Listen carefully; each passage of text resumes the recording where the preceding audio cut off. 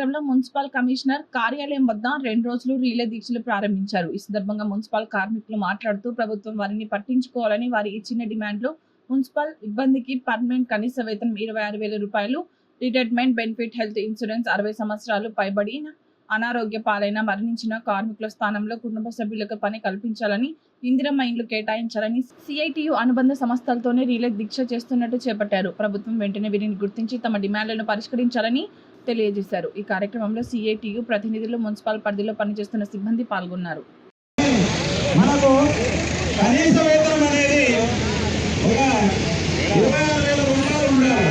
26,000 రూపాయలు ఉండకుండా రేపు 2 రోజులు నిరసన కార్యక్రమాలు ఉన్నాయి. ఈ నిరసన కార్యక్రమాలు దేనికోసం ఉంది? మనము ఓట్లు అడుగుతలేము, మనం రాజకీయం చేస్తలేము, మనం మున్సిపల్ నమ్ముకొని బతుకుతున్నాం. అవునా కాదా? మనం మున్సిపల్ నమ్ముకొని బతుకుతున్నాం.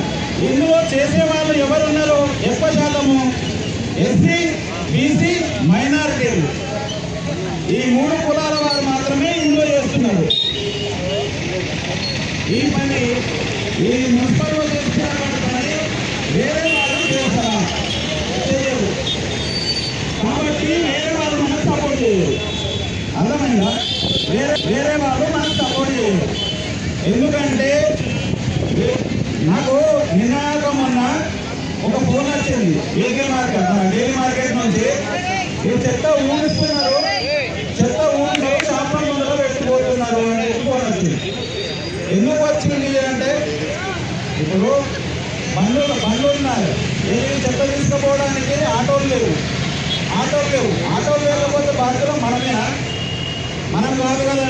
డ్రైవర్లు పని చేస్తున్నారు. డ్రైవర్లు షిఫ్టింగ్ సిస్టంలో చేయాలంటే ఎట్లా చేస్తారు? ఒకరి తర్వాత ఒకరు నడిపేయాలి. అదేం పద్ధతి? ఈ కొత్తగా వస్తున్నటువంటి పద్ధతి. అధికారుల దగ్గర అన్నీ ఉన్నాయి, వాళ్ళ దగ్గర దమ్ము ఉన్నది. మన దగ్గర చూపెట్టే ఆప్షన్ల మీద, మన కార్మికుల మీద చూపెట్టే అధికారం ఉంటుంది. కానీ వాళ్ళు పెట్టి బండ్లను రిపేర్ చేపించి పట్టణ పరిశుభ్రతను చూసుకోవాల్సిన బాధ్యత ఎవరిపైన ఉంది? అధికారుల పైన ఉంది కదా. అధికారులు చూసుకోవాలి. అది మన పైన రుద్దాలంటే కష్టం.